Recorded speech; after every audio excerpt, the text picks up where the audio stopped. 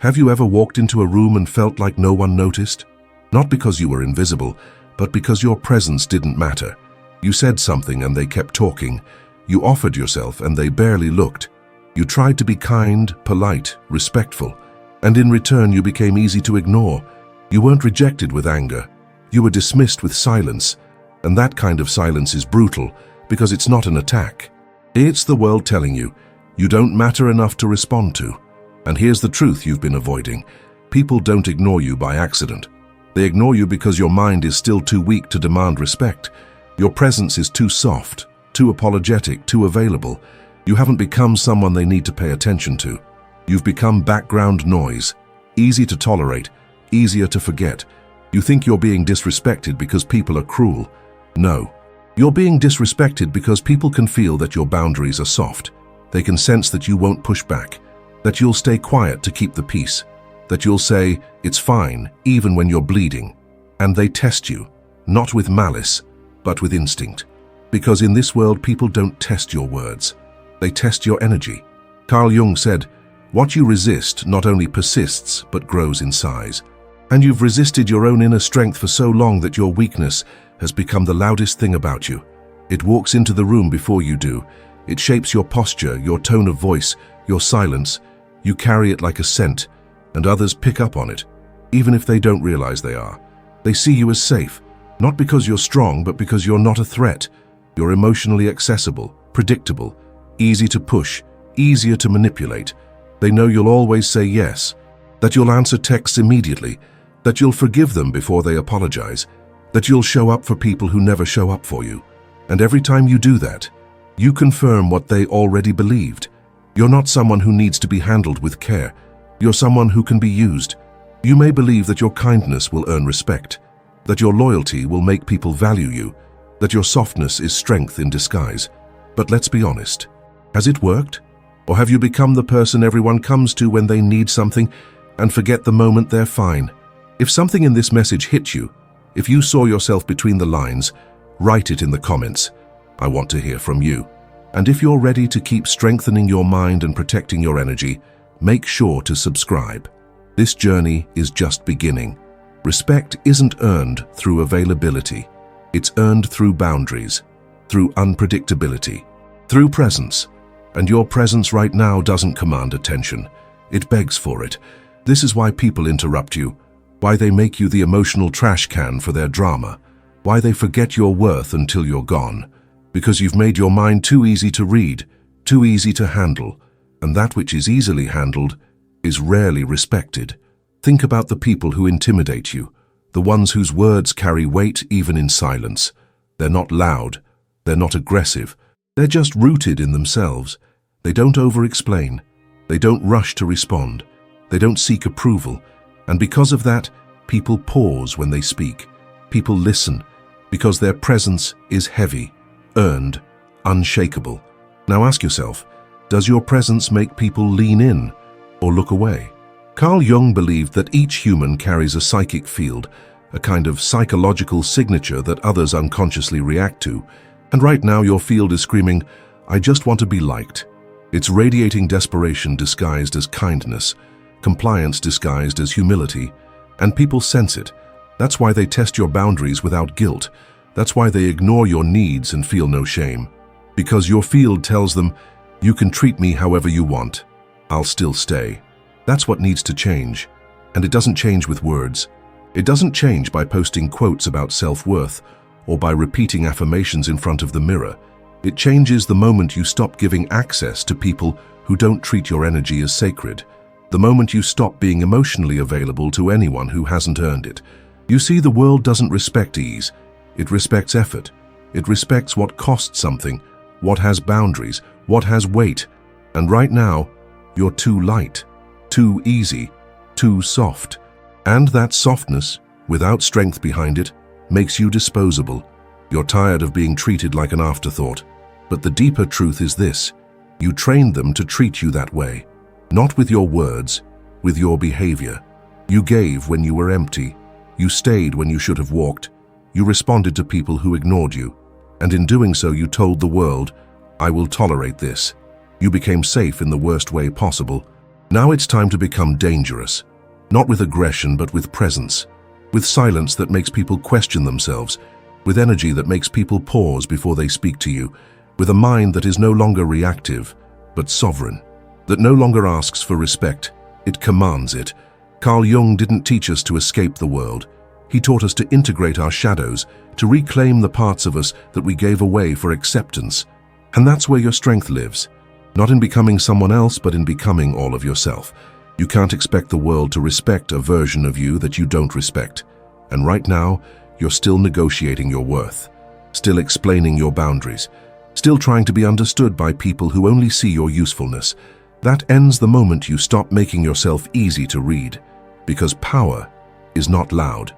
It's unreadable. It's subtle. It's terrifying and it's calm. And that's what we'll explore next. How to evolve from a reactive mind to a weaponized one. One that no longer needs to convince anyone. Because it already knows exactly who it is. You think you're in control. That because you're polite, composed, emotionally aware, you're strong. But real strength doesn't show itself when you're calm. It shows when you're provoked. And that's where you still collapse. Your mind doesn't respond like a fortress. It reacts like a child. Every insult, every silence, every rejection cuts deeper than you let on. You hold your breath, clench your fists behind the mask, tell yourself to stay grounded, but inside, your mind spirals. You replay conversations, you write messages in your head you'll never send. You wonder what you did wrong, what you could have said better, how you could have made them stay, respect you, apologize. This isn't control. This is emotional reactivity dressed in fake peace. Carl Jung called this the shadow. The parts of ourselves we push into the dark because we're ashamed of them. The anger, the fear, the jealousy, the need to be seen. And when we suppress these parts instead of integrating them, we become vulnerable, not to the world but to ourselves. Because those repressed fragments never disappear. They become triggers. And every person who knows where to press can manipulate you without lifting a finger. They know you hate being ignored, so they go silent. They know you crave closure, so they leave things open-ended. They know you want to be respected, so they withhold it and watch you chase it. That's how your mind gets hijacked. Not through violence, but through emotional pressure points you haven't resolved. And the worst part? You think it's love, you call it empathy. You tell yourself you're being mature, but you're not. You're being governed by childhood wounds dressed in adult vocabulary. Let's get brutally honest. Your emotional responses aren't conscious, they're conditioned. The fear of rejection? You didn't choose it. It was carved into you by every time you were left behind and blamed yourself. The need to explain yourself. It's not strategy. It's trauma management, the desperate attempt to stay safe in environments where your voice was never enough. So now, when conflict shows up, you flinch. Not physically, psychologically. You overanalyze. You people please. You detach from your anger and turn it into shame. And this makes you manipulable. Because a person who cannot hold tension, who cannot stay centered when misunderstood, who cannot stand firm when challenged, will always fold under emotional weight. Carl Jung taught that the goal of psychological growth isn't perfection, it's integration. You don't become strong by cutting out your weaknesses. You become strong by understanding them, naming them, and using them consciously. But right now you're still at war with your own impulses, still afraid of your own fire, still apologizing for taking up space. And that's exactly why others control you. You think being calm will earn you respect, but that calm is fake. It's just fear in costume. And people feel it. They may not say it, but they sense it. They sense that you want to scream, that you want to be heard, that you want to be respected so badly it hurts. And they use that. They provoke you, not always intentionally but instinctively, because people unconsciously test others to find their place in the hierarchy. They push boundaries, they poke, they withhold, and when your response is emotional reactivity, masked as diplomacy, they learn everything they need to know. You're still trying to earn peace instead of creating it. Real power is non-reactivity, not because you're numb, but because you're aware, because you know what lives in your shadow. You've sat with it, you've confronted it, you've chosen not to act on impulse, not because you're scared, but because you're sovereign. You can't be sovereign if you still need validation to feel safe. And let's talk about that. Let's talk about how you give away your power every time you explain yourself to someone who isn't listening, Every time you stay in a conversation to clear the air when you already know they don't care about your side. Every time you seek closure from people who get off on withholding it. That's not strength, that's survival. And you're not here to survive anymore. You're here to wake up. Imagine this. Someone disrespects you. Instead of explaining, you go silent. Instead of reacting, you observe. Instead of chasing, you withdraw. You let your absence do what your words never could. You stop proving. You stop pleasing. You stop engaging. And they feel it. They feel the shift. Because suddenly your energy isn't available. Your attention isn't free. Your mind isn't open for negotiation. That's when you become dangerous. Not because you've changed, but because you've stopped being easy to predict. Carl Jung believed that freedom comes not when we suppress emotion, but when we understand its origin. Your anger is not the problem. Your sadness is not weakness. Your fear isn't failure. But when you don't know why they're there, they control you. And someone else, a boss, a friend, a lover, will always be able to reach inside you and pull those wires. You've been conditioned to flinch, and now you need to recondition your mind to stay steady. That starts with noticing your patterns. What makes you feel small?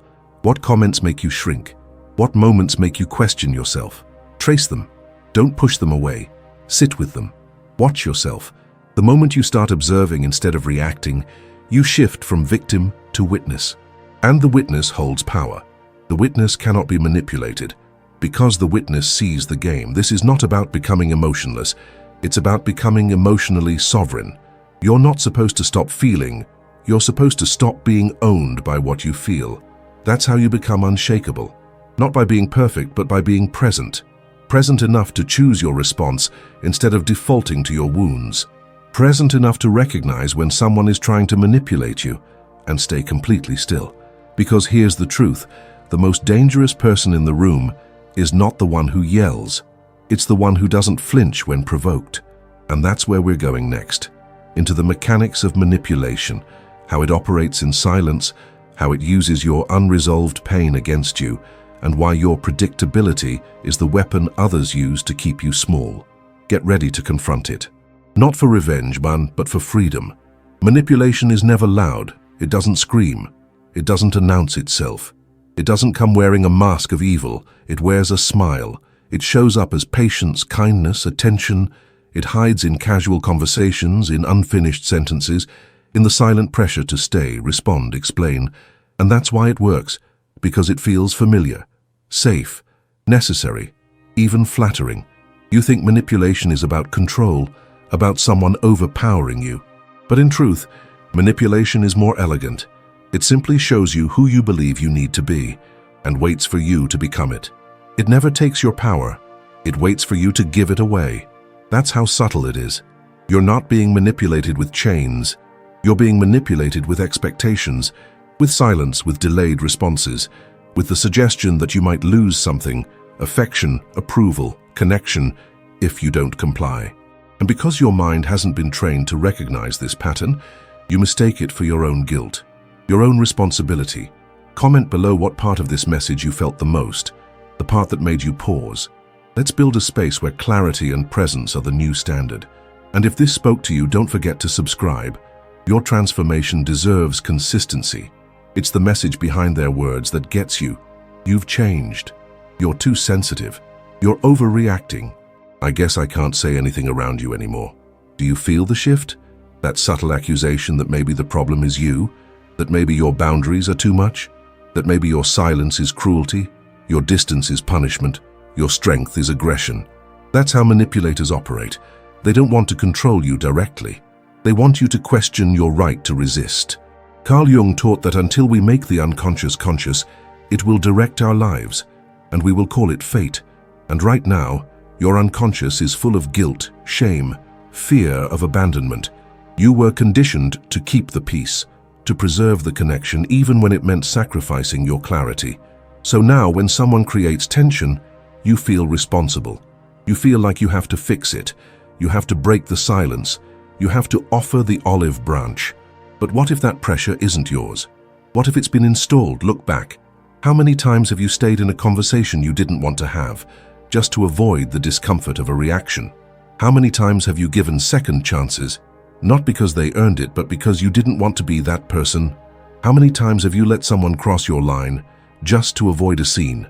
That's not peace, that's submission. And the manipulators around you, whether friends, partners, family members, they know exactly how much tension you can't hold. They know you'll answer if they wait long enough, that you'll come back if they pull away, that you'll lower your standard if they act cold for a day or two. Because they know the one thing you still haven't accepted: you're afraid of your own silence. You're still wired to feel guilty when you don't respond. You still believe that being unavailable means being unkind. You still think that saying nothing is the same as being cruel. So you overcompensate, with words, with explanations, with emotional openness, and that overcompensation is the exact crack that lets manipulation walk right in. Real manipulation isn't about power plays, it's about emotional leverage. It's the moment someone realizes, I can make you responsible for my feelings. And from then on, they don't need to ask. They just let you carry the weight. They sit back and wait for you to initiate, to solve, to justify, to fix the unfixable. And because you've been taught that love means repair, you accept the role. You show up when they disappear. You apologize when they act cold. You shrink yourself to avoid their discomfort. And worst of all, you call it compassion. You call it maturity. You call it emotional intelligence. But it's not. It's emotional servitude.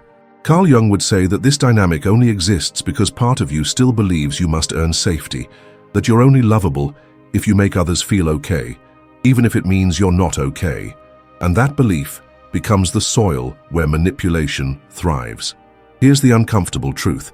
If someone can use your empathy to control you, your empathy is not a gift. It's a liability. If someone can predict your guilt is not morality. It's emotional exposure. And if someone knows you'll always come back no matter what, then you are not respected. You are depended on like a tool. Manipulation doesn't work on everyone. It only works on people who fear disconnection more than disrespect. So let me ask you, when someone crosses your boundary and then gets quiet, do you feel the pressure to fix it?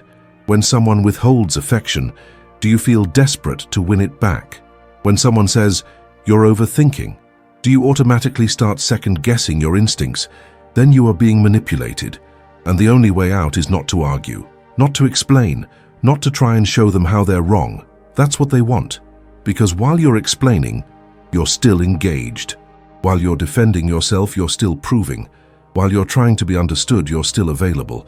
The only real antidote is this: don't react, don't explain, don't defend, don't play the game. Withdraw your energy, withdraw your explanation, withdraw your permission. Because here's the truth no manipulator wants you to learn. Once you stop playing the role, the entire script falls apart. They need you to react.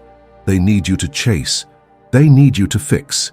Because they can't hold the discomfort of their own dysfunction, so they outsource it to you. But when you hold your silence, not as punishment but as clarity, they panic, they lose their grip, they face themselves. And that, to a manipulator, is the most terrifying mirror of all. Carl Jung believed that the moment we stop projecting is the moment we start becoming whole. When you stop letting people use your empathy against you, you don't become cold, you become sovereign. You don't become heartless, you become clear. And that clarity dismantles every emotional game they ever played. But clarity comes with a price. You'll be called distant, you'll be accused of being too much, you'll be seen as difficult, but only by those who benefited from your confusion. And in the next part, we'll go even deeper into how to transform your reactivity into strategy, how to use psychological clarity as your armor, and how to rebuild a mind that no longer needs to respond, because it finally knows how to command. True power isn't loud. It doesn't try to convince. It doesn't react. It doesn't need validation, revenge, or applause. It simply is. And the person who embodies this kind of power, the kind that changes rooms without speaking, isn't cold. They're calculated. They're not passive, they're precise. They've turned their silence into a signal, their presence into pressure. This is what a strategically lethal mind looks like. You've been told your whole life that strength is about pushing harder, being louder, always responding with dominance. But that's not strength, that's compensation. Real strength is subtle, subversive, controlled. It knows when to move, and more importantly, when not to. And the difference between someone who is reactive and someone who is psychologically dangerous is this: The dangerous one chooses. Carl Jung described individuation as the process of becoming whole, not by eliminating what's weak, but by integrating it. And once you integrate what you were told to suppress, your anger, your instincts, your boundaries, you stop needing to defend yourself. Because you no longer see threats in other people. You see data, signals, patterns. You don't personalize attacks, you decode them. That's what makes you powerful. Let's make it real. Imagine you're in a room with someone who used to have control over you, a friend, an ex, a boss. In the past, one word from them would have sent your mind into chaos. You would have felt the need to respond, to prove your worth, to be seen. But now you're still, calm, unmoved. You don't flinch. You don't explain. You don't rise to the bait. And in that moment, they feel it. Not your silence, but your dominance inside the silence. They feel the difference, because they can no longer find the buttons they used to push. And without those buttons, they lose control, not of you, but of their illusion of power. A strategically lethal mind doesn't win arguments. It never enters them. It doesn't need to prove that it's right. It knows that truth doesn't require validation. And that's what shakes people to their core, when they realize they can no longer affect you, that your sense of self no longer depends on being liked, understood, or accepted. You've evolved beyond the game. But how do you get there? It begins with emotional neutrality, not numbness, awareness. You stop seeing every disagreement as a threat. You stop translating every delay as rejection. You stop trying to read minds and start reading energy. Because when you're not reacting, you're reading. And the one who reads controls the game. Start noticing. Who do you feel the need to explain yourself to? Who makes you feel like your boundaries are too much? Who pushes you to soften, to submit, to smile when you're uncomfortable? These people are not the problem. They're the training ground, the mirror, the opportunity to practice your new presence. Because presence is what separates the predictable from the dangerous. When you carry presence, people move differently around you. They speak slower. They measure their tone. They respect your silence even when they don't understand it. Why? Because unpredictability makes people cautious, and caution is the first sign of respect. Carl Jung said, "Your vision will become clear only when you can look into your own heart. Who looks outside dreams, who looks inside awakens." And the awakened mind doesn't scream its truth. It embodies it. The more grounded you become, the more disruptive your stillness becomes. Not because you're trying to intimidate, but because your energy no longer seeks permission to exist. Let me be clear. Being psychologically dangerous doesn't mean being cruel. It doesn't mean dominating others through fear. It means being so internally regulated that no one can manipulate you through emotion again. It means being silent because you choose to be, not because you're afraid to speak. It means no longer responding to every challenge, because not everything deserves your energy. This is why most people will never reach this level, because it requires discipline. The discipline to pause when your ego wants to react. The discipline to leave when your wounds want to stay. The discipline to remain misunderstood rather than shrink yourself for approval. It's hard, brutal even, but on the other side is sovereignty, the kind of sovereignty that rewrites your entire existence. Here's the shift. Instead of asking, how do I get people to respect me? You begin asking, what kind of presence demands respect before I even speak? That question changes everything, because now it's not about performance, it's about being, and being starts from within. So train it. Train your silence, train your stillness, train your gaze to be steady, not passive. Speak only when it serves your clarity, not your insecurity. Let people sit in the discomfort of your boundaries. Let them feel your absence when they've lost the right to your energy, because your energy is no longer a free-for-all. It's sacred ground, and only those who respect the silence you've earned will ever deserve your words. Carl Jung believed that the integrated man, the one who has faced his shadows and survived his own chaos, walks through life differently, not as a warrior always ready to fight, but as a force that no longer needs to prove it can. That's the mind that terrifies, not because it's violent, but because it's free. And now, as we enter the final part of this journey, we'll explore exactly how to train your mind to become unmanipulable, how to shift from emotional reaction to strategic response, how to build a presence so solid that others feel your boundaries without you saying a word. Because when your mind becomes the command center, instead of the battlefield, you don't just gain control, you become untouchable. What makes someone unmanipulable? It's not intelligence, it's not charm, it's not how much you know or how well you speak. It's something far more rare, the ability to stay rooted in yourself when the world tries to pull you in every direction. It's the internal stillness that refuses to be provoked. It's the mental discipline to observe instead of react. That's what makes you ungrabbable, and that's what makes people take you seriously. When your mind becomes a command center instead of a battlefield, everything changes. Most people live their entire lives on autopilot, reacting to emotions, chasing validation, avoiding discomfort. They're ruled by every message, tone, expression, silence. Their peace belongs to whoever knows how to disrupt it. But once you begin the process of reclaiming your attention, your focus, your energy, you become something different. You stop being shaped by the world. You start shaping yourself. This is what Carl Jung meant when he said, "Until you make the unconscious conscious, it will direct your life and you will call it fate." Your mind has been hijacked by emotional programming you didn't choose, survival mechanisms disguised as personality traits. But here's the shift. The moment you see the program is the moment you can start rewriting it, and the rewriting begins with boundaries. If this video made you reflect, even uncomfortably, drop your thoughts in the comments. That's where real change starts, by naming what you feel. And hit that subscribe button if you're serious about becoming unshakable. You're not alone in this. Not the kind you say out loud, but the kind you embody. Boundaries that exist in your energy, your tone, your silence. Not everything needs a conversation. Not every violation deserves a response. Some things must be met with absence, because the more you explain your boundaries, the more you signal that they're negotiable. Start small. The next time someone tries to bait you into over-explaining yourself, don't. Let them sit with their assumptions. Let them misunderstand you. The truth doesn't stop being true just because someone refuses to accept it. Let that be your strength. When someone tries to provoke you and your old self wants to jump into defense, pause, breathe, feel the tension rise, and stay still.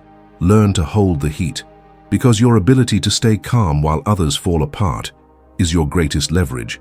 Train your responses like you'd train a muscle. Catch the moments your energy wants to leak, the urge to prove, to correct, to seek closure. Resist the temptation to be seen by people who only look at you through the lens of their own projections.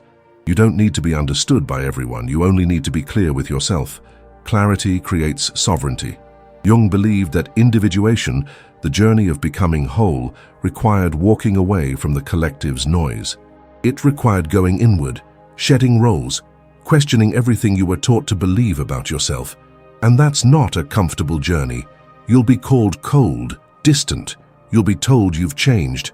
But those who say that were only close to your chaos, not your clarity, because clarity feels threatening to people who depend on your confusion to keep control. That's why you must become immune to emotional blackmail, immune to guilt that isn't yours, immune to the manipulative suggestion that setting boundaries makes you selfish. The ones who benefit from your dysfunction will always frame your growth as betrayal. Let them, because this isn't about them. It's about you, about building a mind that isn't ruled by the emotional temperature of others, about choosing when, where, and if you respond, about mastering the art of non-reaction, not as a defense mechanism, but as an intentional decision. Because when your mind becomes still, people feel it, and that stillness makes you unpredictable, unreadable, and that's when you stop being managed and start being respected. There's a kind of power that doesn't raise its voice, doesn't seek revenge, doesn't need to dominate. It simply doesn't yield. It stands, it waits, it listens, it holds, and in that holding, it commands. That's what you're building now. So here's the truth. People will only respect you as much as you respect your energy. When you stop being accessible to everyone, you become valuable to those who are worthy. When you stop being reactive, you become magnetic. When you stop giving explanations, you become mysterious. And when you stop fearing disconnection, you start attracting only what aligns with your highest standard. It's not about being cold, it's about being clear. Your clarity is your sword. Your silence is your shield. Your presence is your signal. And the more you embody that, the less you'll ever need to explain again. Thank you for making it this far. If this message spoke to something inside you, if it shook something you couldn't put into words until now, know that you're not alone. You are one of the few who are ready to rise, to stop being manipulated, to stop explaining, to stop shrinking. You are ready to build a mind that terrifies not because it's cruel, but because it can no longer be controlled. If you felt this, comment below. My mind is mine now. Let's see how many of us are reclaiming our inner world.